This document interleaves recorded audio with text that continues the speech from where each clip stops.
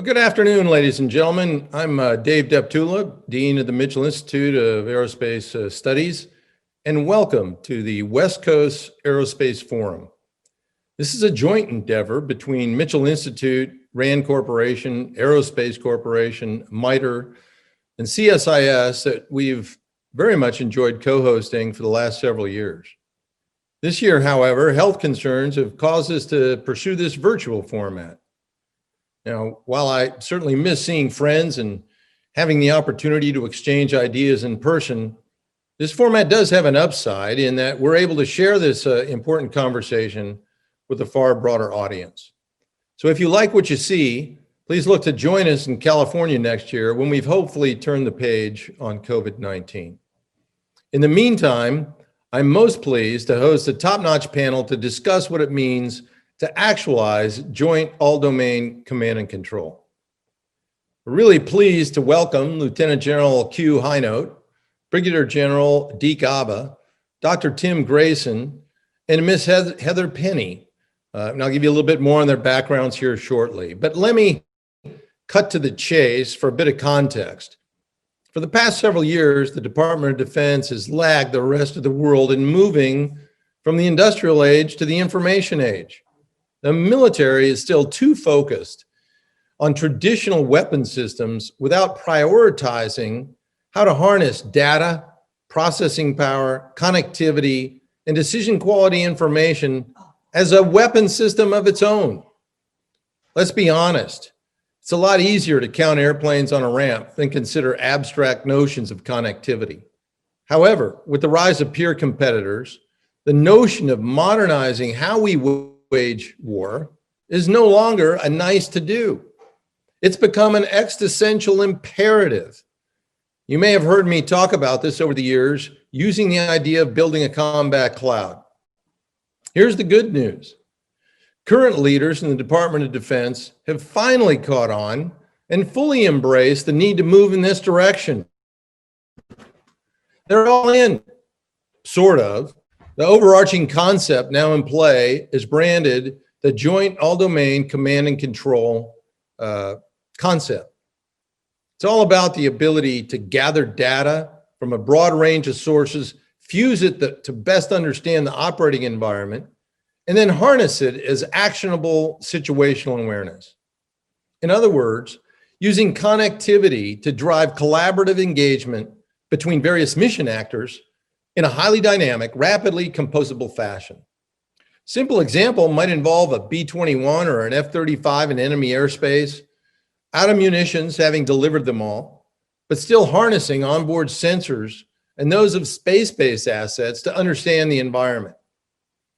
Detecting a target, a new target, pop-up that needs to be eliminated, the B-21 or the F-35 could connect to a naval ship in the region to fire ammunition, which in turn would be guided by the aircraft while it maintains eyes on the target.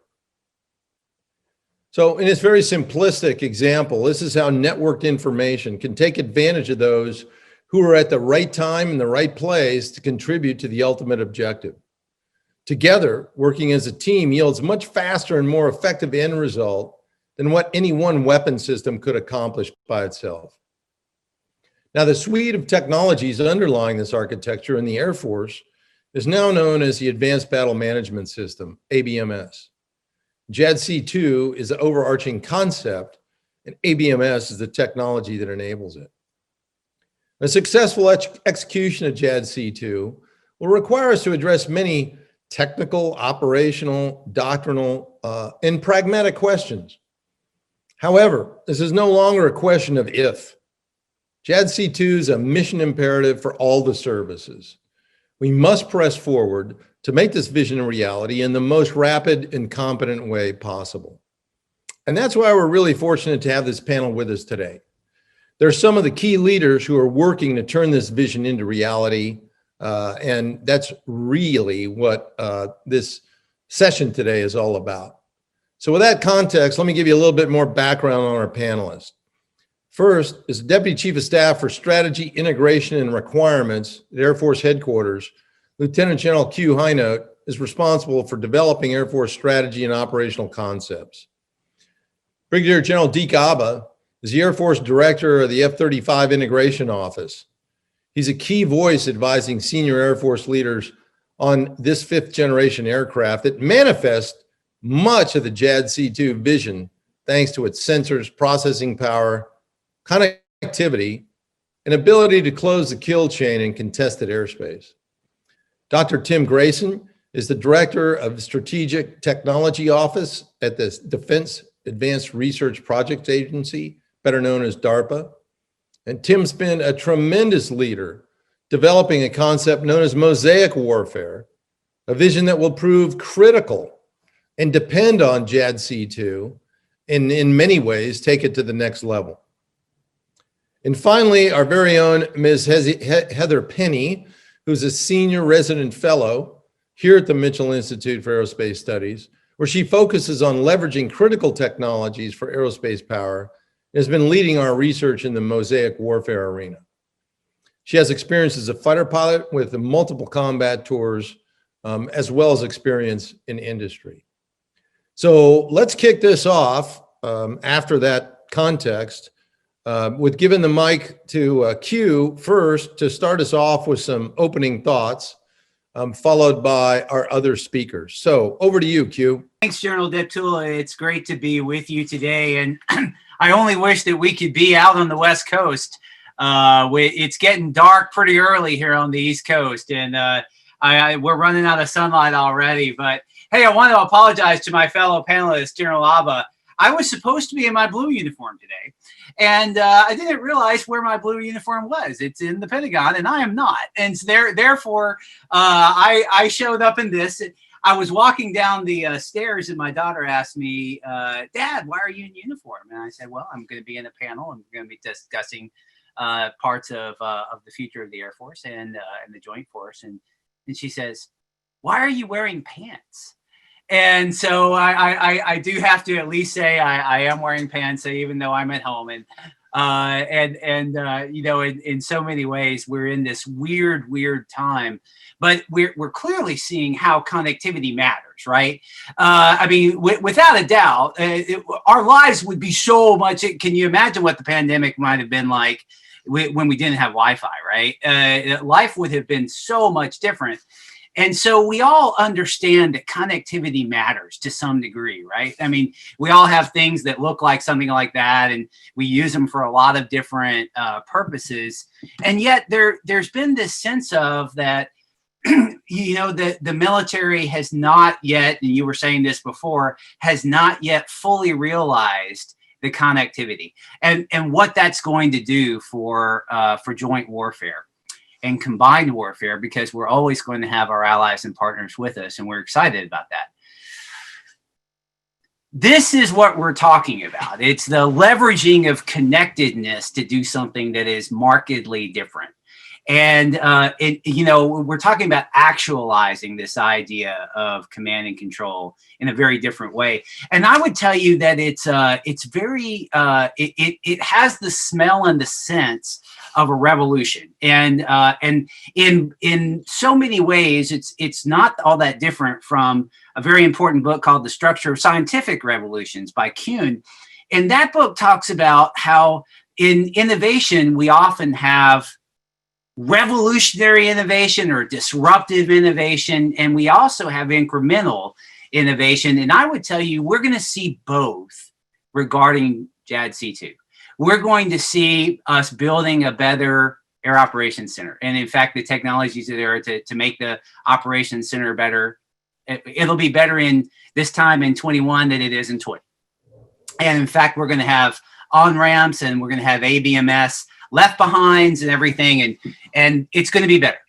But there's also this idea of disruption in that the technology is going to allow us to achieve command and control in a much different way. And this gets after the mosaic efforts that we've been working here along with Dr. Grayson and along with Ms. Penny here.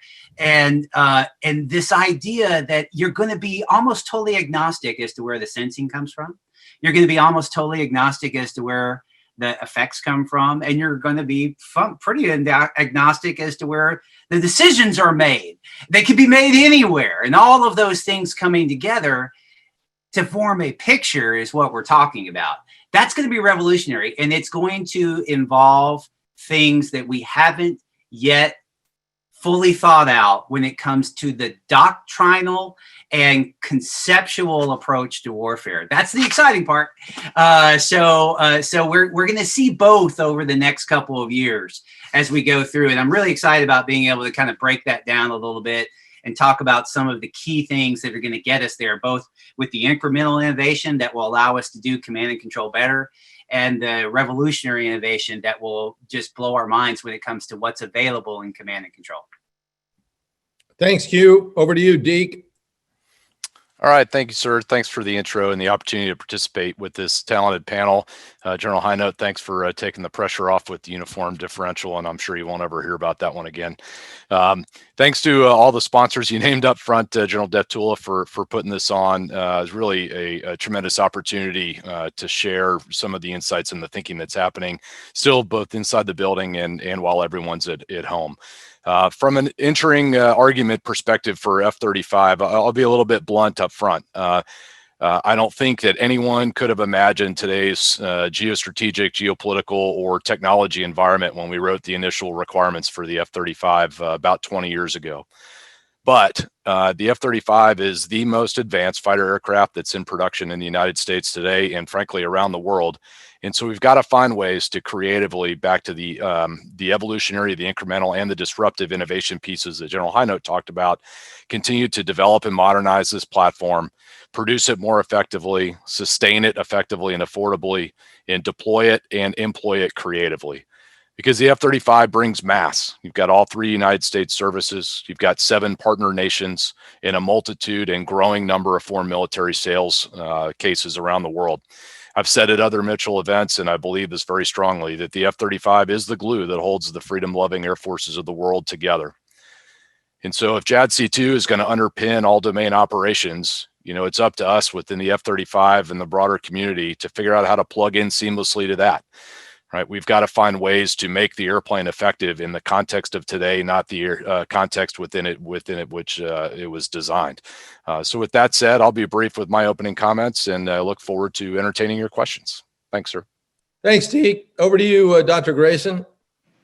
Yeah, well, thank you, General Deptula. Thank you to the fellow panelists here, and also likewise to all the sponsors. It's a real pleasure and honor to be with you here all today.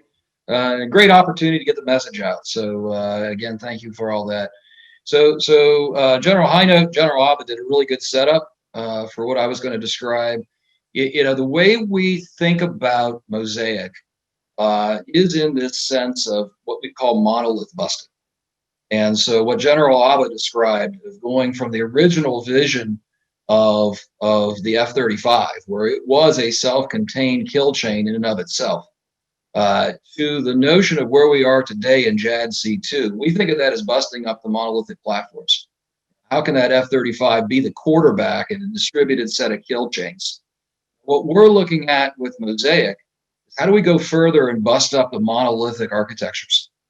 And we can talk more about the specific technologies we're doing for that, but in the context of this session's topic, I want to talk a little bit about how we see this notion of Mosaic fitting with these other concepts and what we call waves of JADC2. And so really where we are today is what I like to think of as wave 1 of JADC2. So it is this, fundamental shift in how we think about warfighting from the monolithic platforms to the distributed kill chains. And it's really exciting to see everything going on with efforts like ABMS, in the other services, Project Convergence and Project Overmatch, and then the various JADC2 types of things that are pulling it together. And what I see these activities as doing is we've got to get a starting point. How can we, first of all, build the first set of these kill chains? And more importantly, how can we get them in warfighters' hands where they can begin experimenting with them and using them to develop the supporting doctrine and tactics that they're going to need to fight in this very different way. So I see this wave 1 as being essential to lay that foundation. A lot of where we're focusing on at DARPA is what I think of as wave 2. And to put it into another analogy, I really like metaphors. We started out with Mosaic and then monolith busting. Let's talk about computers. at least those of us here on the panel, and probably a lot of the people watching, are old enough to remember the days of Windows 95. And that was a good example where we started seeing that change in our personal lives, where computers went from being sort of this mysterious thing that only lived in labs or in businesses to something you could have in your house.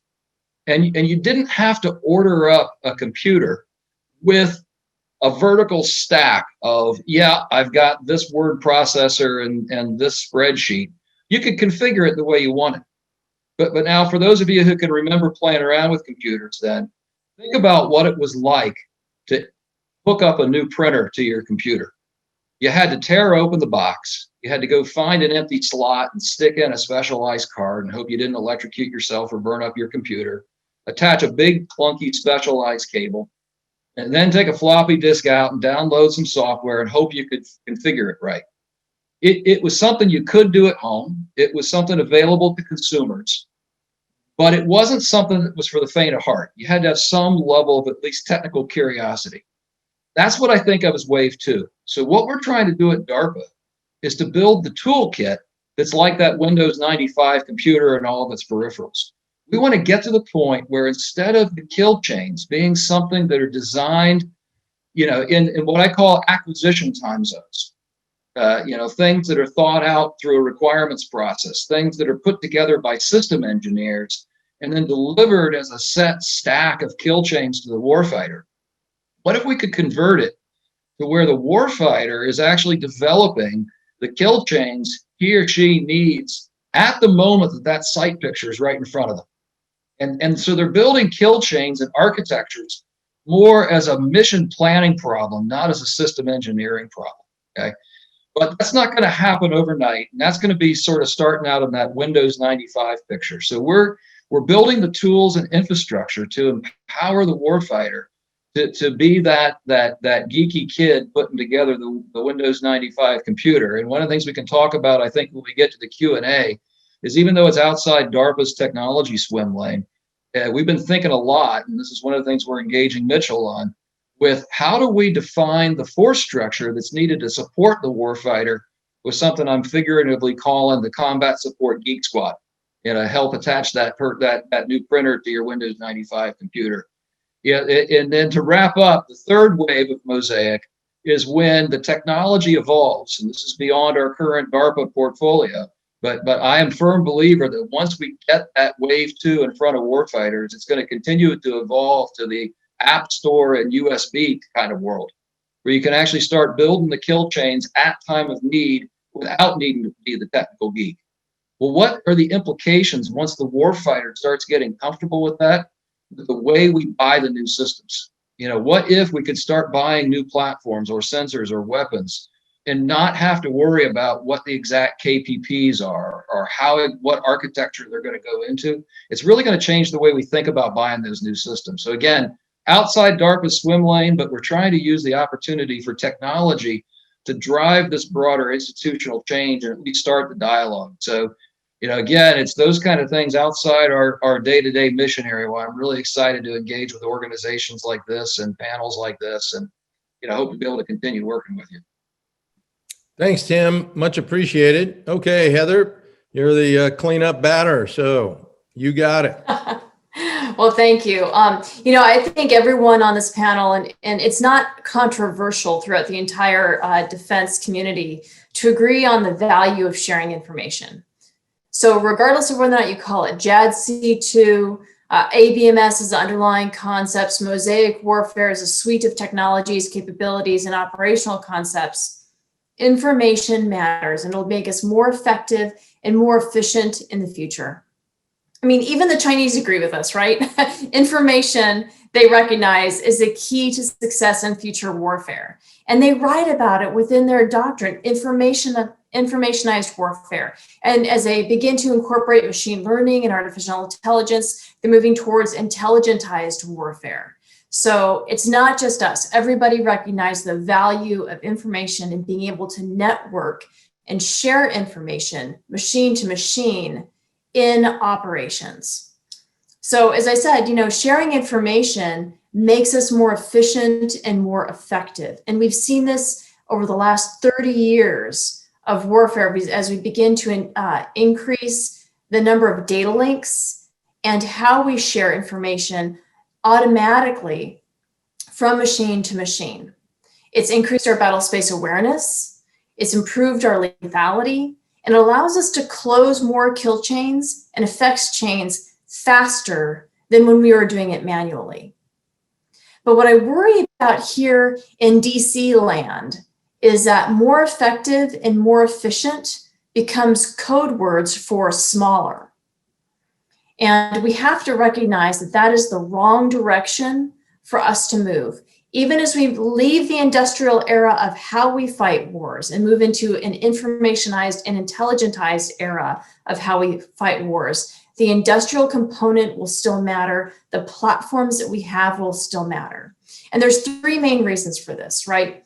The first is just simply geography. As we look at the pure conflicts that we could potentially face, whether or not that's in Europe with Russia or within the Pacific theater against China, the vast ranges and geographies will require quantity. And that's for mass and concentration. The other thing that we need to consider is in a pure conflict, we have to be able to be prepared to withstand attrition. So we need to be able to understand that although we are doing our best to ensure survivability, that we can still operate and be effective within the face of attrition. I'm not arguing for attrition warfare, but just that it needs to become part of our calculus as we think about it. And finally, here's the real reason why quantity matters, is because those weapon systems in the battle space are nodes for the network. And the fewer nodes you have in your network, the more simple your operational architecture is, the less complex of a problem set you present to the adversary, become much more vulnerable to their targeting, and your architecture becomes more predictable, more brittle, and less resilient. So as we understand that information makes us more effective and more efficient, we cannot allow that to become a reason or an excuse to decrease our quantity or even shrink our force structures even smaller than they are. What we need to be able to do if we truly want to be able to take advantage of informationized warfare as we begin to move into JADC2, mosaic warfare, and ABMS, is that we have to be able to understand our the nodes, the quantity that we have that we put out within the battle space, and then how we can use those platforms to create a more adaptive architecture, a more unpredictable architecture, and more creative composition that really inserts uncertainty into our adversary's targeting calculus. Okay, thanks, Heather. I'm sure that there are some folks that have some perspectives on what each of you have said, and thank you all for helping laying out the foundation of our discussion. Now, the Air Force and the Army have recently moved to collaborate on developing common standards for data sharing.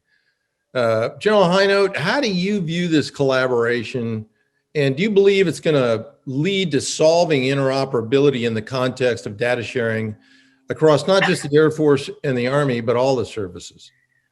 So what you say is true, and in fact, we're working very closely with the Army and with the other services. I think that's an important point. Is the Army has come up with a construct, and they've been thinking is this year, the fiscal year 21, as being the year of jointness when it comes to command and control, and then the next year being the year of allies and partners and making sure that they are brought in a way where they can be more than interoperable, but be interdependent within the system. We actually think that's a pretty good construct. So I think you're going to see a lot more jointness when it comes to co-development of standards, data standards being one of those, as well as the connections between the systems that we have and the systems that the other services are using. So interesting story. We just got a debrief from one of our field commands, and they had done a recent exercise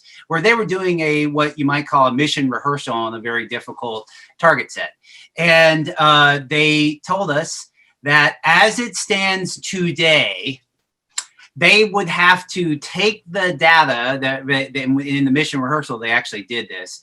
They would take the data off of, it just happened to be an F-35, that was using its sensors to be able to find the target that was out there. And that data was working its way through to a center somewhere. And fortunately, they were having to take the data, write it down, and what they called sneaker net it over to the Army system, where they were going to use an Army effector. In this case, it was long-range artillery to take out the target. So for many of our theaters, that kill chain is a very viable kill chain today. We could use it today. And in fact, it's kind of one of the definitional ways of thinking through multi-domain operations, right? You see something in the air, you connect it to something on the ground, and you shoot it, and it goes away. And the idea that we're sneaker netting in this day and age is just, that's not where we need to be. So we know we have to work closely and work better. So one of the things that we just decided that we were going to do is we're going to connect as much as we can together.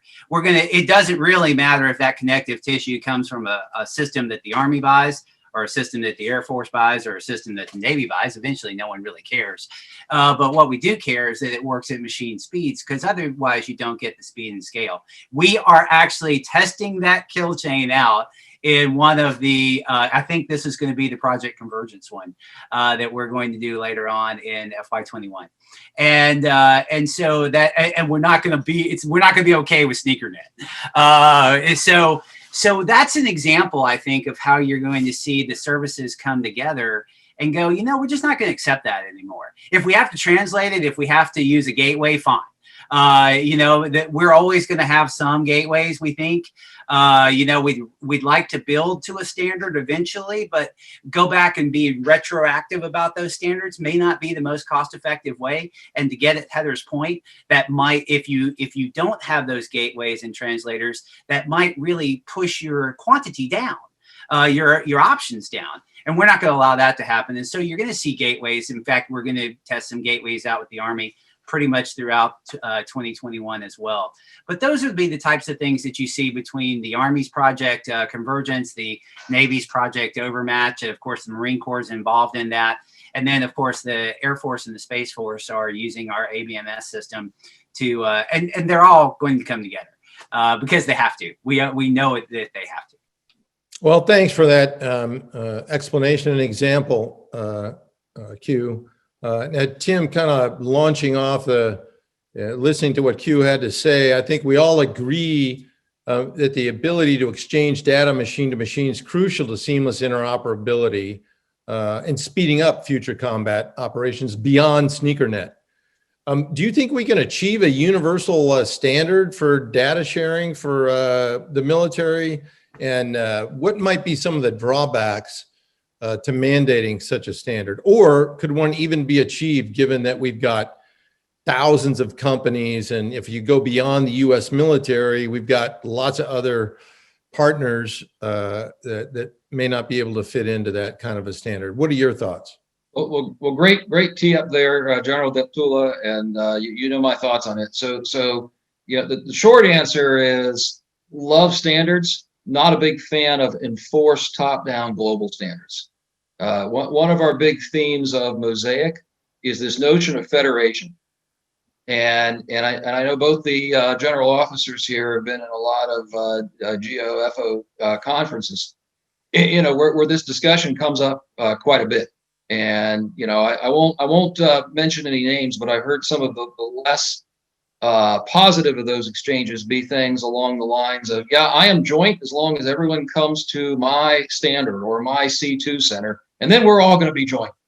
Yeah, well, the reality is there's a variety of reasons, and it's technical and it's operational. The different services, the different domains, the different military functions, even within a service, that they have ways they need to do things for what their mission is. And from a technology side of things, programs are built to do certain specific functions. They're built at different timelines. If we were to say everyone has to be on this one global standard, and by the way, the DoD has tried this before. For those of you tried it quite a few times, but one that I will throw under the bus here, the Joint Tactical Radio System, jitters, and the joke is it gives people the jitters. Brilliant idea at the time to create the same kind of interoperability that we're talking about now. But it started with the notion of the global standard. Seemed like a good idea at the time, but you think about what goes into creating a global standard. First, I've got to collect everyone's requirements. And oh, by the way, it's not the requirements today, it's the requirements well into the future. We don't even know how to do that, as General Abba mentioned, really rigorously. We're always going to be surprised. So we're going to get those requirements wrong. But let's just suppose we get that global set of requirements built. Now, when you go build the Swiss Army knife that says, I've got to have a message format that accommodates all of these things, you end up with this Rube Goldberg Swiss Army knife that probably is going to have compromises in terms of some of those requirements you want to meet. And in all likelihood, it's going to be over provisioned and bloated for any given one of those functions. And then you get into the programmatic realities of all of these different programs are going to be doing recap and doing modernization on different timeframes and different scales. And there's never going to be the big bang moment where everyone can move over to the new standard all at once. So, we believe that even if we get things right, we are always going to be in a highly heterogeneous environment. And so the answer is going to be, how do we work in a federated manner? Now, I demurred a little bit with your question about do we need or want global standards? One, we really want standards. If systems are built with a well-defined, clear interface to some kind of standard, it makes this job of on-demand interoperability much, much, much simpler. Two, you got to think about what it means to create standards. And people's minds immediately go to, oh, it's some data format or some message set. Well, the reality is it might be more of a protocol. What are the engineering best practices for building your new system or exposing an interface? So that's a big theme of what we're doing. So, within our technology, one whole part of my office in our Mosaic Warfare portfolio is a thrust area we call interoperability. And that's the thing people think about with a lot of this. How do we get rid of the sneaker nets, as General Hinote said? How do we make machine-to-machine connectivity? But how do we do it at time of need as opposed to engineering it all in advance and waiting for the big bang moment? So the other thing I'll point out, and then I'll be quiet here. When we look at those technologies that are needed, we look all the way up and down that stack. Again, in this discussion right here, the mind goes to data standards and things you'd want in the data lake. But the reality is, and one of the reasons culturally I think it's important to think about those as separate problems is we've got to break this historical mindset that radio equals waveform equals network equals message set. The modern world, the commercial world, is a few decades beyond that mindset when you look at the internet and what's happening with cloud and cloud of cloud and multi-cloud. And there isn't this tightly integrated vertical stack. So we need to think about the same way. So to your question about should we have a global standard, that starts with the radios. We're looking at more agile ways, and the services are as well, more agile ways to create new waveforms, just messages, but new waveforms. And can we create nodes that aren't a dedicated fixed gateway, but rather a way to have something that looks like someone's ordinary tactical radio that can speak a number of different RF languages. And if push comes to shove, serve as a gateway. We're doing a lot of things with our own programs and with the Air Force on ABMS and other activities, moving up the stack of how do you go do software-defined networking. And again, that might be machine-to-machine networking, but that's layered over a whole heterogeneous mix of legacy fabric. And we actually did a series of tests recently that combined everything as modern as Wi-Fi and some of the more modern tactical radio standards running in parallel to Link 16 and TT&T. And to the warfighter, it was seamless, just like they were using the internet. So we want to do more of that at the network layer. And then ultimately we get to the message layer that you're alluding to in data formats. And where I'll get off the stage on this question is we've been pushing very heavily this tool we call stitches. And it's a compromise between the global standard and the need to not rely on engineered translators like General Highnote was saying. You know, pre-configured engineered translators, in all likelihood, the warfighter is going to need the wrong system of systems chain. Now you're going to be stuck in back to sneaker netting. So what we've been doing with Stitches, it's a software tool that writes software. And again, this is where having some standards is good. Because if you got clean data standards and known message sets and the constituent systems, Stitches' job is almost automatic. I've seen events in these gauntlets we have where they have created new kill chains and the bespoke translators for those kill chains in as short as 45 minutes.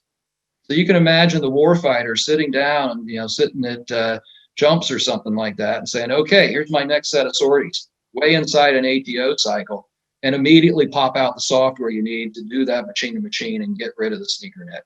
So that's where we're going. It's more than a vision. We're actually making that happen, and the technology's there on the table, ready to go, and we figure out how to get it in the warfighter's hands. Hey, thanks, Tim. Heather, when we consider some of the technical and operational challenges ahead, some of the ones that Dr. Grayson just mentioned, what are some of the practical considerations involved in transforming JADC2 from concept to reality? And where should we be looking to make the most progress in the fastest amount of time? Well, I think that first of all, it's important to state that the most important thing we can do right now is accept the force structure that we do have. And how do we begin to migrate our current force structure so that it's more mosaic in the future as we begin to transform the entire force? And that means accepting that we're going to have these a diverse type of data links, that there's not going to be a global standard, and extreme agreement with everything that Q and that Tim had just said. So what that means is that the way that we are able to create the connective tissue between these diverse platforms comes down to mission integration tools. And these are like Stitches, which Tim just talked about, or SOSITE, which is another one of DARPA's programs, which functionally disaggregates weapon systems. So you can actually have machine-to-machine functionality between the subsystems of one platform and the subsystems of another platform. These are the kinds of technologies that we need to begin investing in and actually fielding in order to be able to pragmatically move the force towards JADC2, towards mosaic warfare. But the major challenge we have is that these types of technologies, because they're software-based, they're platform agnostic, they apply to every single system that we have within the inventory, are very difficult to field. They're like misfit toys when it comes to the acquisition process. So what we need to do is we need to have the senior leadership really begin to champion these kinds of capabilities, these mission integration tools, so that we begin fielding them at the appropriate operational level, all the way down to the squadron, which that's going to be our battle space edge, right? The other piece that we need to think about is, does using these tools require a different kind of airman, a different kind of operator? And we believe that it does. It's, as Tim was saying earlier about, it takes a special kind of person who has the curiosity and the technical know-how to be able to put together your Windows 95 computer.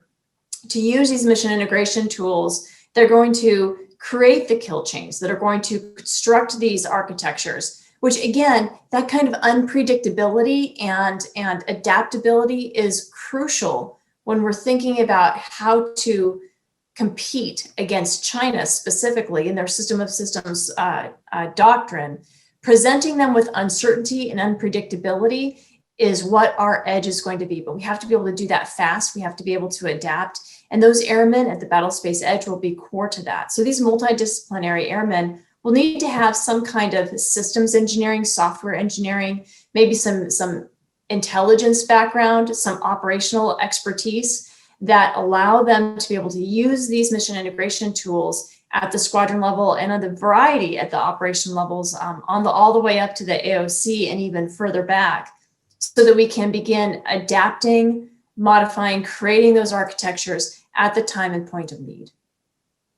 No, very good. I would also add that if we're really interested in making sure that we progress as rapidly as possible across all the services, this whole notion of interdependency and progress by each of the services needs to be at the top of the agenda of the next Secretary of Defense, so that in every weekly staff meeting, he or she turns to the collective service secretaries and asks the question, how are we progressing in accomplishing JADC2? Because without that top level leadership, and I mean Secretary of Defense interest, the services will tend to do their own thing, which they're going to do anyway, but it needs to be coordinated. So let's turn to General Abba. Deke, the F-35 is often described as an information and sensing platform, as well as a weapons platform. Could you talk a little bit about the value that the F-35 and other fifth generation aircraft bring in terms of enabling the information dominance concepts that underpin JADC2? Yeah, you bet, General Deptula. And I think you absolutely hit the nail on the head with the framing of the question. And that's that the F-35 plays across the full spectrum of JADC2, the entirety of the kill chain. With respect to the specific fifth gen value to the information dominance piece, I am amazed by my clock. We are 41 minutes into a discussion about JADC2, and I have not yet heard someone say that we are going to create dilemmas for our adversaries. So if you're keeping score on the JADC2 bingo, I'll raise that one. And that's really where the fifth gen fleet adds value into the information dominant space.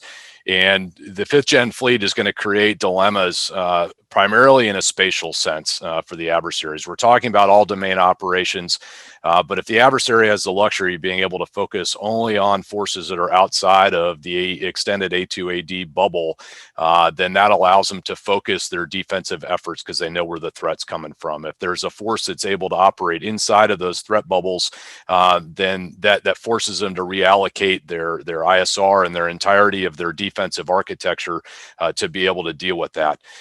And so that spatial proximity piece also allows us temporal dilemmas in terms of the ability to close kill chains faster. So in terms of specifics of how that happens, I'll start with the LO survivability and the electronic attack capabilities specific to F-35. There are, as Lucky mentioned earlier, mass matters. Depending on the type of targets that we are trying to sense and share across the grid, proximity also matters because of the fidelity of sensors, how many pixels that certain targets are going to keep out there are going to be detectable at, or the emissions thresholds that our sensors are going to be able to detect.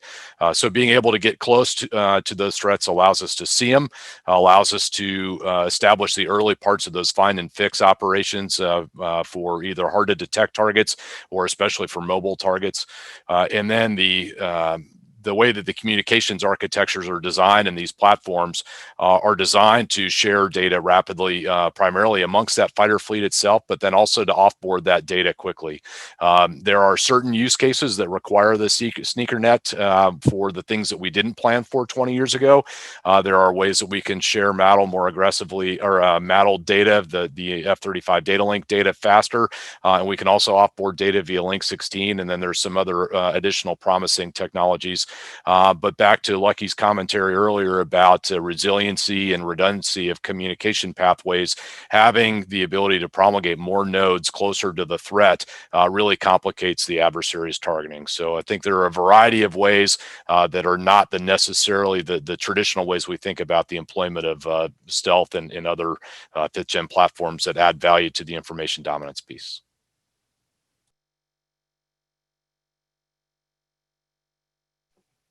Muted.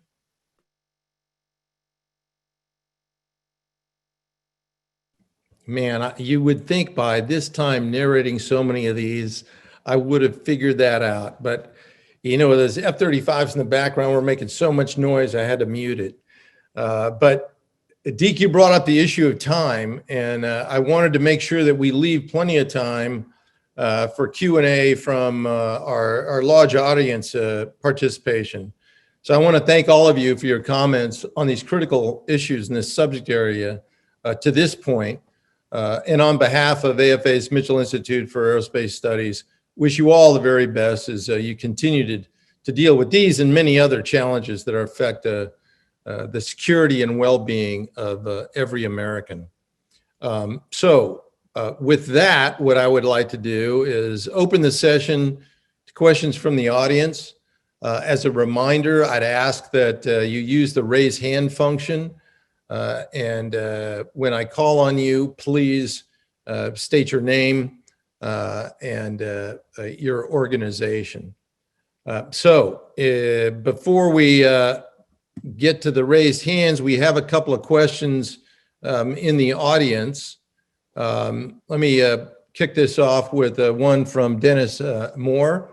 When you are interconnecting various systems between the services, is there anyone who is identifying the coordinated interfaces to ensure that certain parameters and standards are defined as requirements in order to ensure actualization of this concept? Now, it was not directed to anyone, but Q, you want to kick off on that one? Absolutely. So this is a really interesting question. And just the fact that we use the R word, requirements, is fascinating. And here's why. There are kind of two sides of this. Is that in general, we've always thought that we could use requirements as the voice of the warfighter to say, we need this, and acquisition, go buy us this. And what we're learning is that the technologies are going to offer us possibilities that right now we don't know. We can't require what the warfighter is going to need in 10, 15 years. And I think this is where Dr. Grayson gets it exactly right, where we start talking about the warfighter putting together the kill chains almost on demand. And so how do you write that into a requirement? So what we are doing is we are capturing requirements as the technologies open up possibilities. So that means you have to think very differently about requirements. And oh, by the way, there are in the acquisition processes, there are new things written into the statute and the corresponding regulations on requirements. We can do the requirements process in an agile way. And we're learning how to do that. And right now, ABMS is the poster child for it, because what we're doing is we're experimenting. We're talking to combatant commands. We're finding out what their problems are. We're putting together things that might actually address their problems. We're testing it out, and we have success. And then we capture the requirements in an agile requirements document. And then that is now something that we can build to as we go forward, and we create programs of record. And having that feedback loop in the requirements process is something that we think has the potential to really change how we go and buy things. This is something that we have talked about extensively in what many of you know as the Joint Requirements Operations Council. Joint Requirements Oversight Council, led by General Hyten on the joint staff. And he is the one that is pushing us right now to think very differently about requirements in this agile way. So the answer on the capturing of requirements is we are thinking ahead, but we're also seeing what the technology allows us to do, and we're feeding that back into the requirements. Oh, very good. Thank you very much. Valerie and Cinna. Hi, thank you guys all for doing this today. My question is for General Highnote and for General Ava. The Air Force is doing these ABMS on-ramps. You've got AFWIC that's doing, a lot of future force planning and futures game, all sort of figuring out these new technologies that might be needed either to increase connectivity or introduce new capabilities that are going to be needed for the near peer fight. So I was wondering, how is that influencing the input that the F-35 integration offices then takes to the JPO to kind of direct future block upgrades and software updates? And can you guys point to anything in particular where, looking at ABMS or something like that, the Air Force was able to maybe come up with a new requirement or say, hey, I think we might have a gap here, in the future that the F-35 needs to fill, that then is pushed to the JPO and sort of worked that way. Yeah, I think I can take this one. So Val, I think the key thing that I would draw out here is, as I explained back in March, trying to drive F-35 requirements is a unique animal within the department because of the nature of the international partnership and just the broad perspectives that we have to bring in. And we are on a very regularized battle rhythm from the F-35 international governance structure and architecture. But when we go back to some of the comments that General Hino just made and Dr. Grayson made too about the inability to predict the future evolution of technology, some of the impact of the ABMS on-ramps that we're seeing is frankly the desire to perhaps reprioritize within already agreed upon, already vetted and already funded capabilities, particularly within Block 4, because as our understanding of where our adversaries are going and the very tightly coupled competition that we're in right now, while we couldn't accurately predict the future, with a high degree of precision a number of years ago, we knew broadly where we needed to go, and that helped us develop that broad bin of capabilities that collectively we refer to as Block 4. And as we go through these on ramps and experiments, we're effectively reprioritizing those. We help represent that through our interactions with Air Combat Command and with the rest of the Air Force stakeholders, and ultimately into the JPO, as you mentioned. Hopefully that helps. All right, let's turn to Rachel Cohen. So, General Hino started kind of getting into this, but I'm curious how you're starting to lay the groundwork to be able to, execute really quickly on what the JROC is going to roll out for JADC2 over the next couple months, and how that is affecting how you're planning for fiscal 22 and over the FIDIP. Thanks, Rachel. Yes, and in fact, the J6 has been given the responsibility of working through some of the future planning and like we were talking about, the standards interfaces and things like that. So we're involved in that as well. And I will tell you what, from everything that I know, we are in sync with that as we go forward with the ABMS on ramps and the project convergence and the things that are going on. So I don't see that there's any real divergence except for just where we're going to experiment and learn, and then we'll feed that back, as I was talking about, back into the JROC process. But it's clear that General Hayden is very interested in us moving forward in a much more first of all, rapid way. Speed does matter when it comes to fielding these things. And I think that will be a major theme of 22 when we start talking about, what we have already learned and how quickly we can get something to our warfighters that allows them to begin to realize the power that is involved in connectedness. And so I suspect that what you're going to see is a pretty major acceleration in 22 and then more so in 23. This is something that, a year and a half ago, we were just trying to get in the door talking about command and control across the joint force. We were competing against many other things. And now there's widespread agreement to include in the JROC that this is the most critical thing we are going to do as a joint force to make ourselves more capable. And that's a major movement, but we have to accelerate. And that's what we're going to be talking about in 22 and 23. Thanks very much. Okay, Bruce Wright. Hi, Q. Dave, can you hear me okay? You bet. Q, great to see all of you, Penny, and Dave, thanks again for leading this terrific panel. For Q, first of all, it's terrific to have the Wolf leading at your level, and thank you.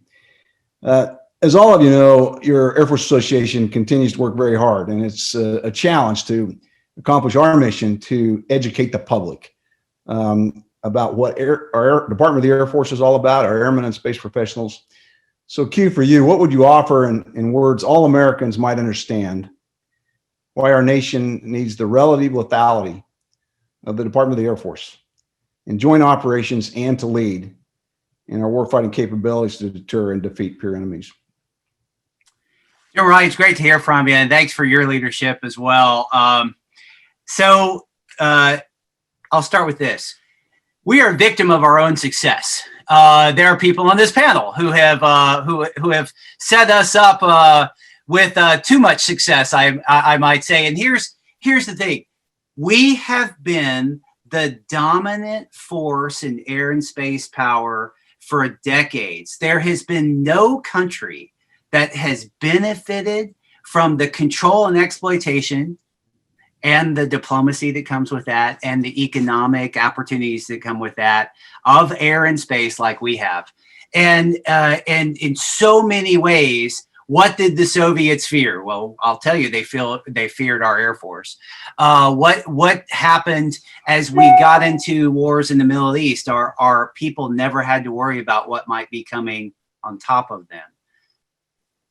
We're the stage now where we have been so successful that it's hard for anybody to imagine that somebody could challenge us in the air. Yet that's what's going on. Clearly, we have competitors that have the ability, they have learned, they have gone to school on us, and they've invested in good ways. You have to give them credit. We have worthy adversaries in this world, and we all want peace. Your Air Force, along with the Joint Force. I mean, I don't want to get the sense that it's just us pounding our chest, but you need deterrence in our world. And your Air Force gives you that. Your Air Force keeps what would be the world's worst day from happening, because our competitors know that were they to overstep, were they to push too far, they would have to see us coming back at them.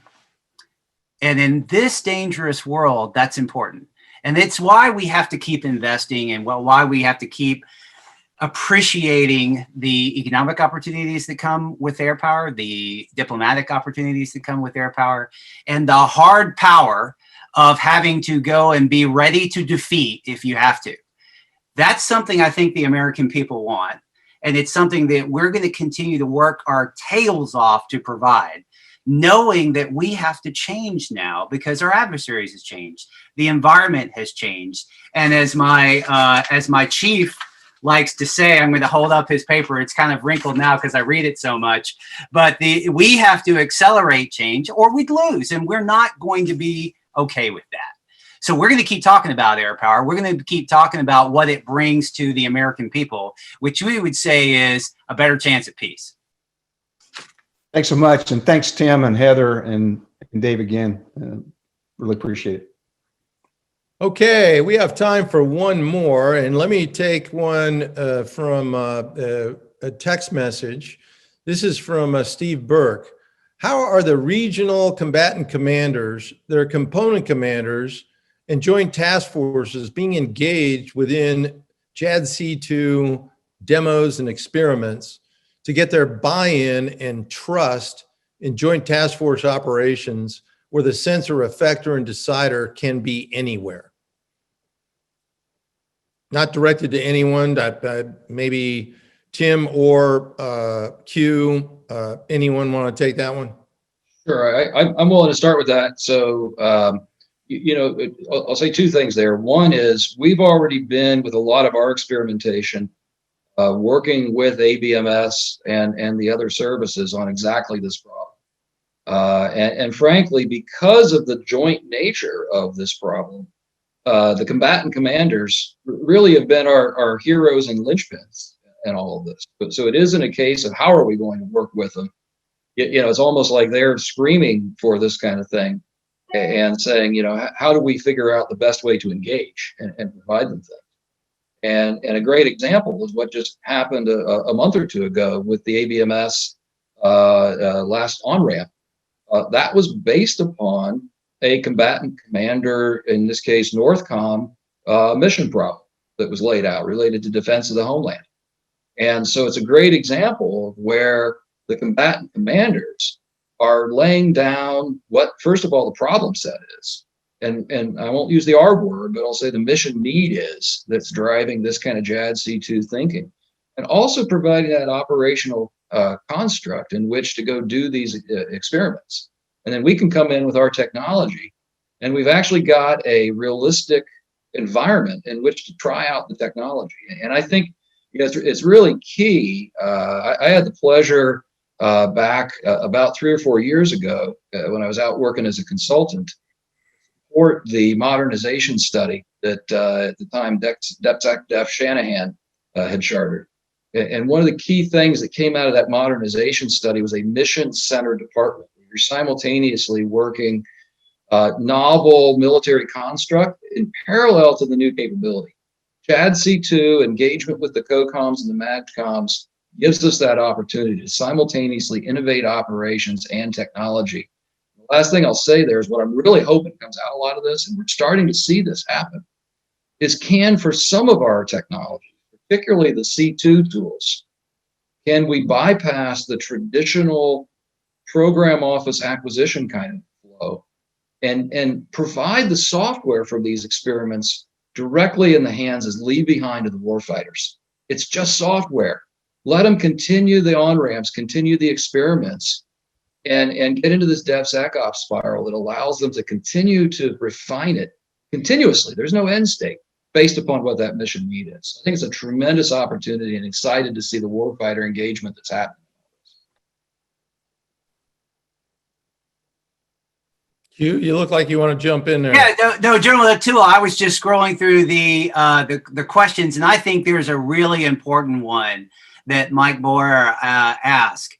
And he says, can requirements be captured fast enough to inform Capitol Hill and get the funding needed to move forward positively? So I suspect what he's talking about is right now we have a mark in one of the appropriations. They haven't come together quite yet.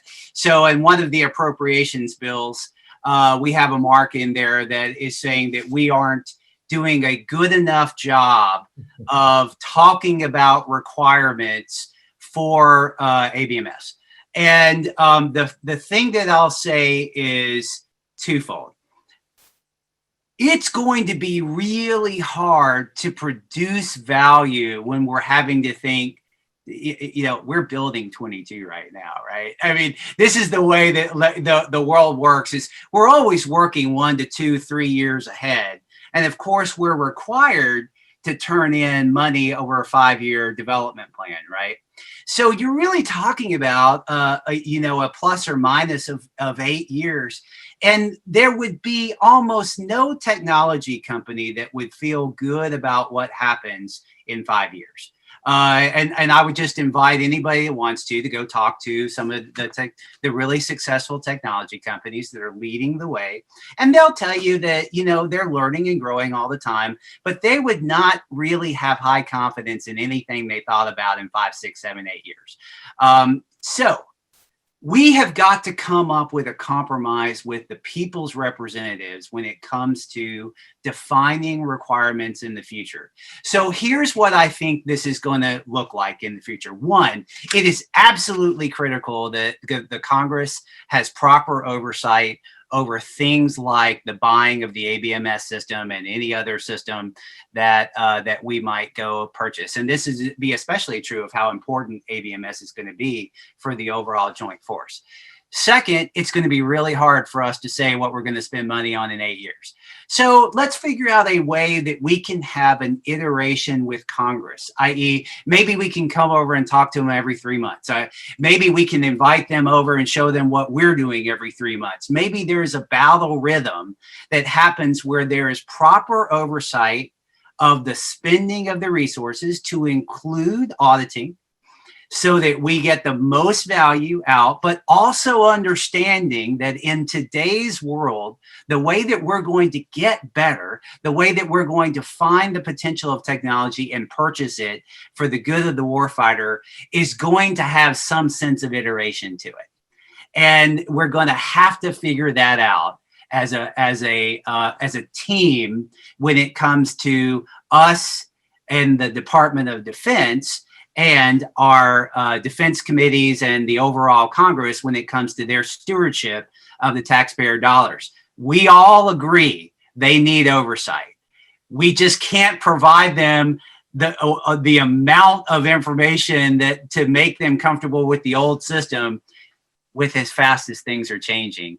So let's come up with a compromise. Let's come up with a way of information exchange that allows us to move forward together and ask the questions. And we'll show you what we've got. And you can come see the developmental plans that we're doing. One of the things that we've done recently is I've invited, I won't say which ones, but I've invited a significant amount of professional staff to come help me shape war games, not to get out briefs of war games, to help me shape war games. And that has been a fundamental change in the conversation. And I think we can do something very similar as we plan out the way that we experiment and grow together as a joint force in JADC2. Well, thanks very much, Q, for snagging that one. It is a subject for an entire session on its own, and that's how do we bring the Congress out of its 200-year-old set of processes, not just into the 20th century or the 19th century, but the 21st century. I mean, recall until just a couple months ago, you couldn't have votes unless you were present. Hello. Okay, well, we've come to the end of our West Coast Aerospace Forum event. And before we wrap this up, I want to alert our listeners that the Mitchell Institute's new podcast series entitled Aerospace Advantage is now available on our website. So please feel free to go to our website and check out the first episode on the fundamentals of aerospace power. And finally, let me thank you all once again to General Hinote, General Abba, Dr. Grayson, and Heather Penny, to you and all of our audience, from all of us at AFA's Mitchell Institute. Have a great aerospace power kind of day. Thank you all.